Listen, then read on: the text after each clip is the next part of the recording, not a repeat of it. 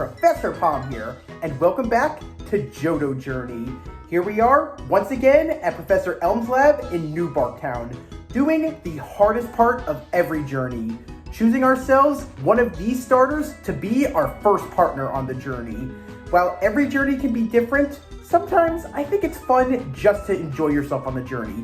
It doesn't matter what gyms as well as what challenges await you. Sometimes having fun is what really counts. And I've always said that I think that Chikorita, Cyndaquil, and Totodile are my favorite starter trio. Sometimes I just wish that the region could have been fun instead of hard for you if you choose one or easy for you if you choose another. It doesn't matter who you choose as a starter Pokemon and in what region. What matters most of all is that you went on it because you wanted to go out and try brand new things. As Miss Frizzle once said, take chances, make mistakes, get messy. Well, that's exactly what happens on every journey. But in a rather cool way, you also become stronger. And it's not because of getting so many gym badges, taking on the Elite Four, and being the champion. It's actually because you went out and decided to do brand new things. It doesn't matter who you choose as a starter Pokemon. What matters most of all is that you chose that Pokemon because you knew you wanted to go on an unforgettable adventure. Even though the Pokemon always change and evolve on your journey, you in many ways evolve alongside them. In my opinion, I think what makes going on a journey so memorable is the stories that we can share with everyone out there, especially with the Pokemon we catch. A wise man once said that the Pokemon teams we make also are a reflection on our personality as well as the trainers we want to be. And it also tells a very fun story of how you got there. Speaking of stories, I'm happy to share one with all of you today. Man, this is so exciting. I've been looking forward to this since day one of Johto Journey. As many of you know, I was born in Ecruteak City in the Johto region, but I didn't get to choose a Johto starter as my Pokemon as I moved to the Hoenn region. But thankfully, in the year 2010, I finally went to Johto for the first time for a journey and got to choose a starter Pokemon. While we talked about Chikorita and its line, as well as Cyndaquil, I'm happy to say, when I got to choose, I went with Totodile. Sorry you two, we'll talk with you later. That's right, I went the way of the water crocodile, and I learned just how powerful water-type Pokemon can be, as well as how strong these jaws are on this Pokemon. But it got even crazier when I evolved Totodile into Croconaw and then into Feraligatr. These are my favorite starters of the Johto region. I can't lie, I'm so happy I went with the blue crocodile line. And just like them, I felt just as powerful throughout the region. Starting off with a water-type Pokemon for any region can always be a great idea. But in the olden days, it was always a smart idea, especially when you had to worry about HMs. And just like the HMs for water-type moves in Johto, these Pokemon are like them in every single way. Totodile, Croconaw, and Feraligatr are as violent as the whirlpools that surround the Johto region, as well as are so mighty and strong like the waterfalls you have to go up. But also, just like all the waves they roll on, these Pokemon are some of the fastest swimmers when they go surfing. Trust me, if you're surfing on any of these Pokemon, no one else is gonna come your way. In fact, any Pokemon that dare crosses their path will instantly end up as a little snack for our crocodiles. Other than this line being the first one I ever raised in the Johto region, one of the reasons I find Feraligatr, Croconaw, and Totodile my favorite line of the Johto region is because these are Pokemon that don't care at all if they're disadvantaged or if they have the advantage in the region. These Pokemon just march out onto the battlefield and say, I'm here, let's go. I love that about Pokemon. Sometimes a Pokemon with a good fighting spirit is a great partner to have. Though this line can also be a bit of a challenge, as they can be quite savage on the battlefield. Usually some Pokemon have limits. This is a line that has no limits. So if you're raising them, you gotta be careful, because you're gonna see a lot of gore with those powerful fangs. Ooh, that really bites. When I look back 15 years later, I'm so glad that Totodile, Croconaw, and Feraligatr were my starters in the Johto region. I can't imagine my journey without them. These are some of my favorite Pokemon of Johto, so yeah, I think it's great that we can finally talk on them. Boy, I have some great memories of these Pokemon. I also learned that if you give them a lot of kindness, that vicious as well as ferocious nature just disappears and they become the most protective friends you could ever have. They'll attack anything in your way. They're some of the best friends you could have, but a little bit violent. So yeah, let's talk all about our Johto Crocs. But before we do that, I want to give a very special thanks and shout out to fellow subscriber, Puppy Sparkles. I know how much you love crocodiles, Puppy Sparkles, so I hope that you enjoy this video to the fullest. I hope that this puts a big smile on your face like these crocodiles have. Alright trainers, as Steve Irwin would say, g'day mates, we're going on a crocodile hunt.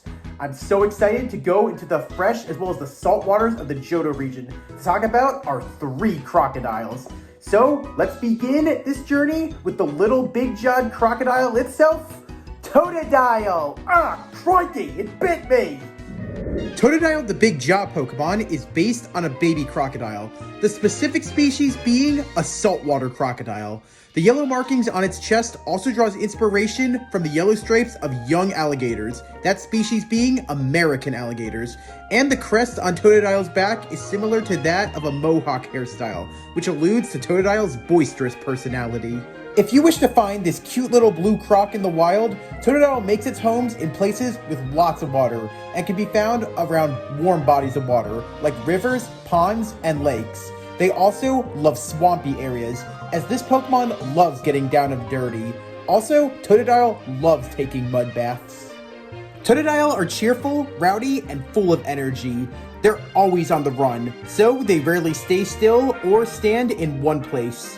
While these Pokemon are very playful, they have a dangerous habit of chomping at everything, and I mean everything that moves around them. Despite the small size, Totodile's jaws are very powerful. Its well-developed jaws are so strong, they're capable of crushing anything that they can fit in as well as around their mouths. Even Steel-type Pokemon aren't safe. In fact, some of them even have bite marks as scars from Totodile's chomping. Totodile are sadly unaware, as they think that their biting is just playfully nipping. However, their bite has enough power to cause serious injury to all around it. More often than not, Totodile has been able to break bones and even rip them apart with its jaws. In some cases, it can even tear the bones out of their victim's socket. Whenever Totodile bites down on something, not only will it not let it go, but it clamps down very hard. Its teeth are so strong that they never break. Because of how strong Totodile's teeth are, many studies have proven that Totodile's jaws are the strongest bones in its body next to its teeth. Because Totodile tends to bite down on everything, there's a theory that it, along with the rest of its line, have a stronger sense of taste than almost every other species out there. It's currently believed that instead of the 5 taste buds, Totodile and its evolutions have 10, or probably even more. Even if Totodile was your starter Pokemon, all trainers must be very careful around it, as this rough blue croc chomps at any moving object it sees. Even your hands will be chomped if you're trying to give it a pet.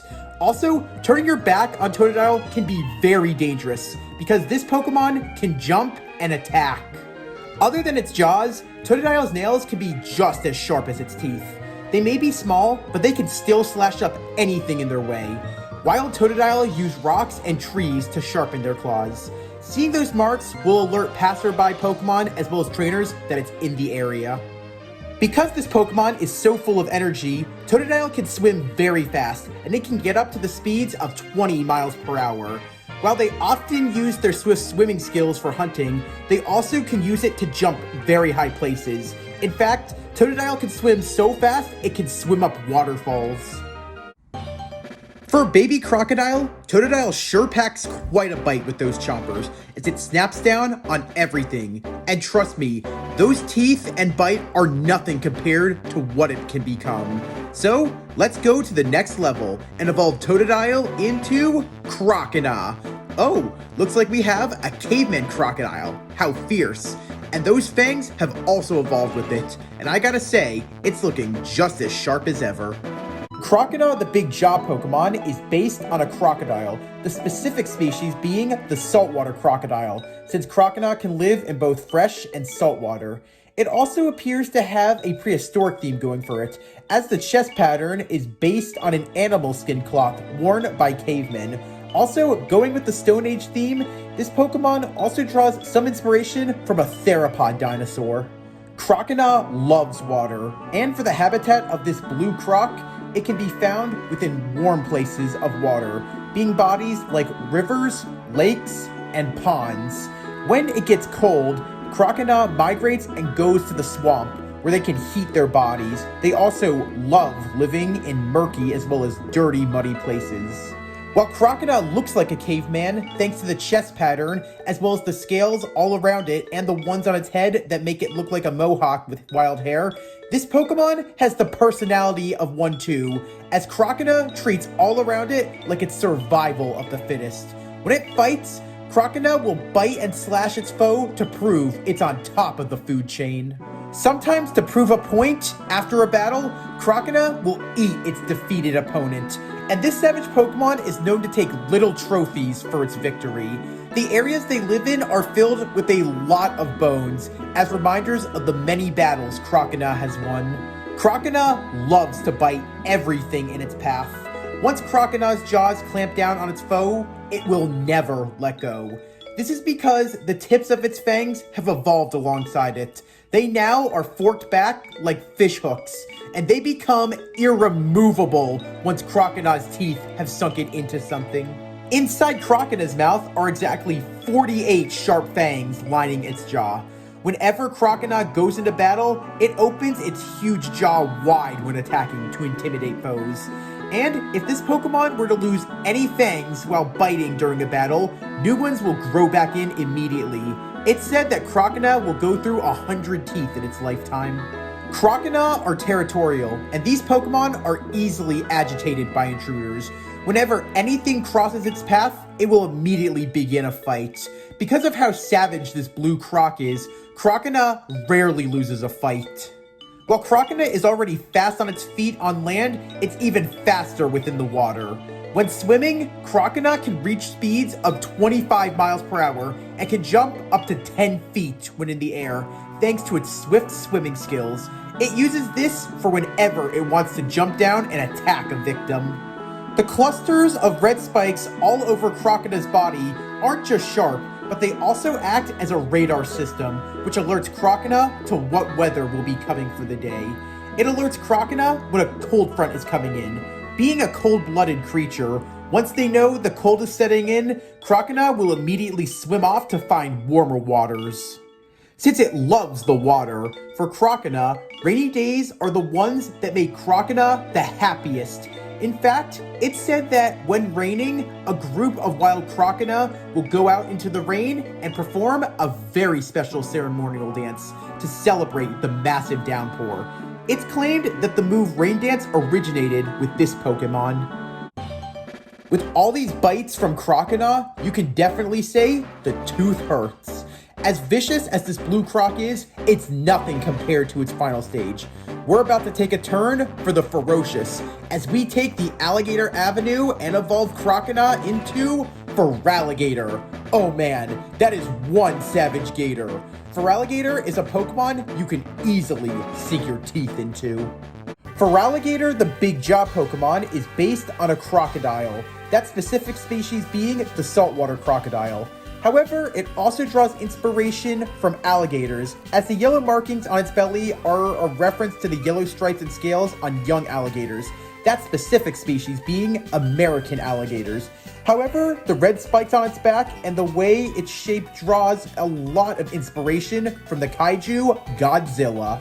For the habitat of Feraligatr, the water's edge is where you can find this vicious Pokemon, as Feraligatr prefers the warmth of waters, like ponds, lakes, and rivers. It also loves the swamp, as it likes the smell of mud as well as murky waters, which makes it feel so happy.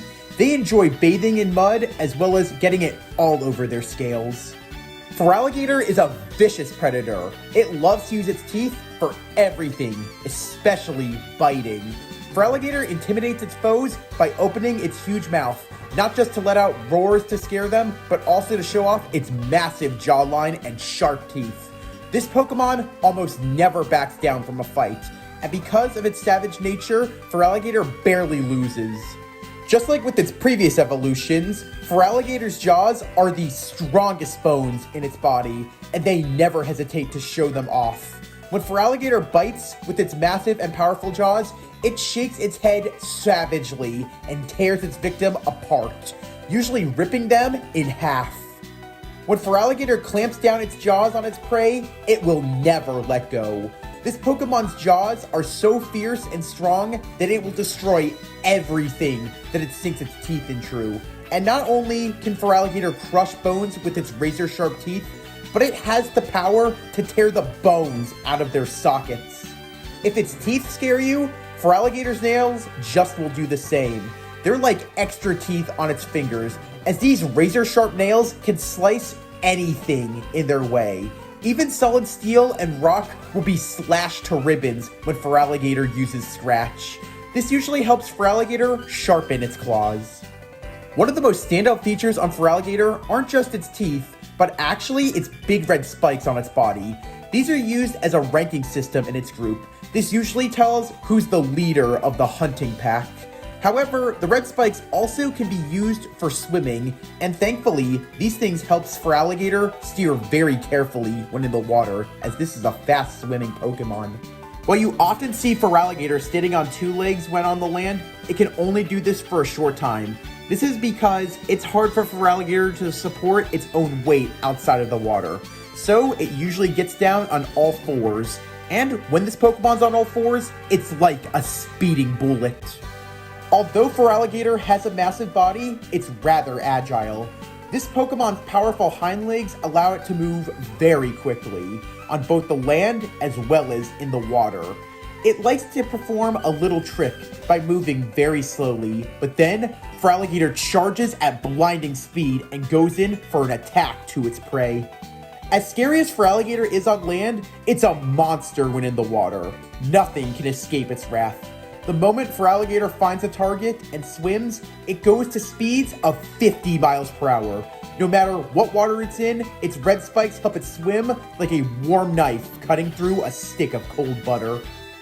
There's a lot of water-type Pokemon out there, and I always think of Feraligatr, Croconaw, and Totodile as they really take a bite when they show just how dangerous as well as how strong water-type Pokemon can be. These water crocs also hold a very special place in my heart, as they were the first ever Johto line I started with, and they're also some of my favorites. Since we've talked about all the other Johto starter lines, let's submerge ourselves with some fun facts and tidbits about Totodile, Croconaw, and Feraligatr. In the anime, Totodile was the first and so far only Pokemon Ash ever caught that was not in a regular red and white Pokeball, as instead he captured it in a lure ball. Croconaw and Grotle both evolve at the highest levels of all starters, as they evolve at level 18.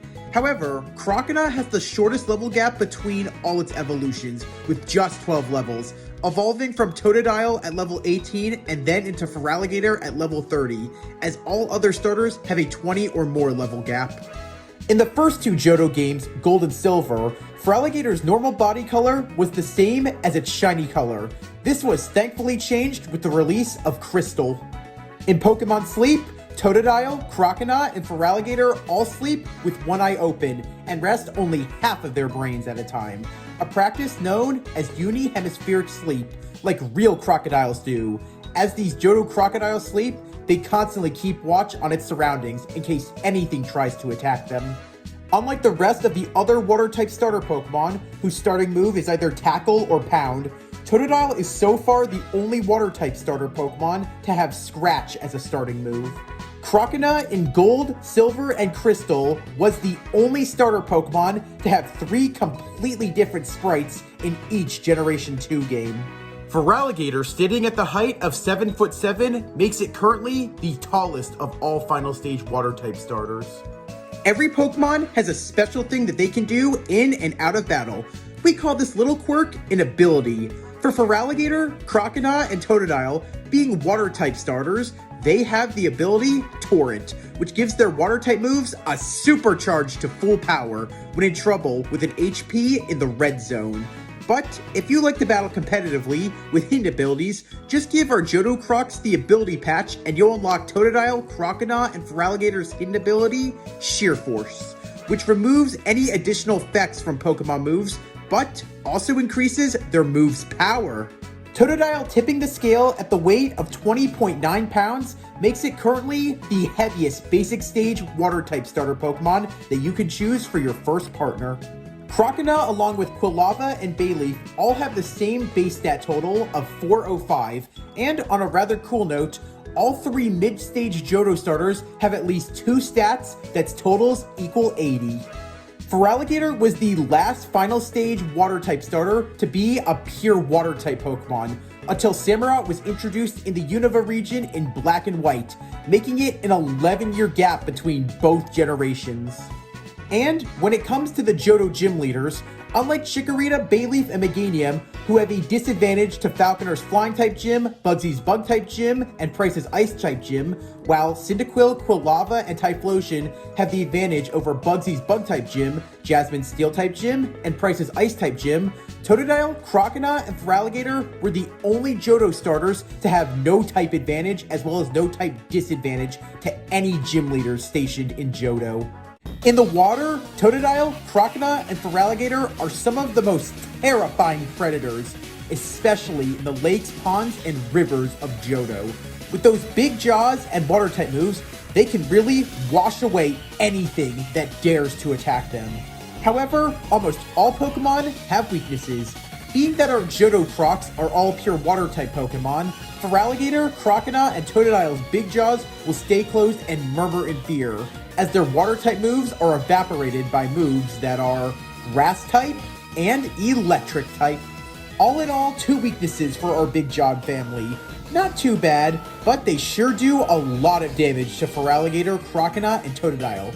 Now, let's get back into the waters and see just how strong the water can be, especially in the whirlpools of Johto. With our Johto water-type Crocs having some mega chompers in their mouths, these water-type moves they have are real showstoppers, as they get great stab with their water-type moves when Totodile, Croconaw, and Feraligatr douse their opponents who are Ground-type, Rock-type, and Fire-type. Nice, an upgrade! 3 strengths for Totodile, Croconaw, and Feraligatr. The Way of the Water sure is a powerful route to choose, especially at the start of your adventure. However, while their water-type moves are very powerful, what makes these water crocs so strong are those sharp teeth that'll bite and rip apart everything they touch. Any waters that these Pokemon reside in are the same as their attacks. I guess you could call it dangerous waters. When coming from Kanto, Totodile, Croconaw, and Feraligatr really lay down just how new and dangerous the waters of Johto can be. These are probably the most vicious Pokemon anyone could ever choose for a starter as well as go against. While having a ferocious final stage starter is common, it's not too often that a starter Pokemon is just as savage as its evolutions, and I love these Pokemon for that. Sometimes being different is a good thing, especially when it makes you a standout of all the others. Just like with how high these Johto Crocs are on the food chain, you'll feel just as powerful with Totodile, Croconaw, and Feraligatr by your side. It's kind of ironic that despite Feraligatr, Croconaw, and Totodile being an intimidating trio, none of them have that ability. But then again, their presence will make you feel just like them, as your blood will run cold if Totodile, Croconaw, and Feraligatr cross your path and look you in the eye. If you think that these blue crocodiles are scary enough in the water with how fast they can swim, they're just as scary on land, as there's nothing that can hold them back. Some predators have their limits when it comes to prey, but not this Johto starter line. It doesn't matter what stage Croconaw, Totodile, or Feraligatr is, because at all 3 stages, they're still apex predators. Totodile, Croconaw, and Feraligatr could be anywhere in the waters of Johto, as they swim in both the fresh and salt waters of the region. Not to mention, despite not being ninjas, Totodile, Croconaw, and Feraligatr are silent strikers. One wrong move, and snap, crunch, chomp. It's over with just those strong jaws. Man, Those teeth are the sharpest things you'll ever see, and I hope that you never feel them, as the teeth of our Johto crocodiles will rip through anything, and when they chomp down, they won't let go. Trust me, getting into a battle with Feraligatr, Croconaw, and Totodile is already biting off more than you can chew. Looking back 15 years later from where I started in Johto, I can't imagine my journey in the region without Totodile, Croconaw, and Feraligatr, as it all started with them. They may not have any advantages, but trust me, their jaws and how strong they are already proves how strong they can be without any type advantage. Just like the raging whirlpools of Johto, these water crocs are unstoppable and show you just how scary the raging waters can be. To me, Totodile, Croconaw, and Feraligatr will always be my first friends of Johto, as they were and still are my CRIKEY crocodiles. Ah, good day, mate. Welcome back from your crocodile hunt. I hope you had fun learning about Totodile, Croconaw, and Feraligatr. Okay, I am going to drop the Australian accent. I just wanted to pay a little tribute to Steve Irwin, one of my childhood heroes. I love that guy, and I hope that it would pay a little tribute to him for the very first crocodile Pokemon. So, are you a fan of Totodile, Croconaw, and Feraligatr? And are you looking forward to them going in Pokemon Legends Z to A, or is this a line you don't really like? I also have a few more questions for you. Did you play any of the Johto games? Since Totodile was the Pokemon that started my journey for me, what was the Pokemon that started the journey for you? Also, for Legends Z to A, seeing that Totodile and Chikorita are coming back, are you going to choose one of them, or are you going for Tepig? Since Croconaw evolves at the latest as well as the earliest of all mid-stage starter Pokemon, and only has a 12 level gap, do you think that it should have gotten higher, or do you think it's perfect as is? Of all current final stage water type starters that we have, who has the best design, who is your favorite, and who do you think has the best typing? Or do you like it better when a final stage water type starter is just pure water? Who was the very first water type starter Pokemon that you ever went on a journey with?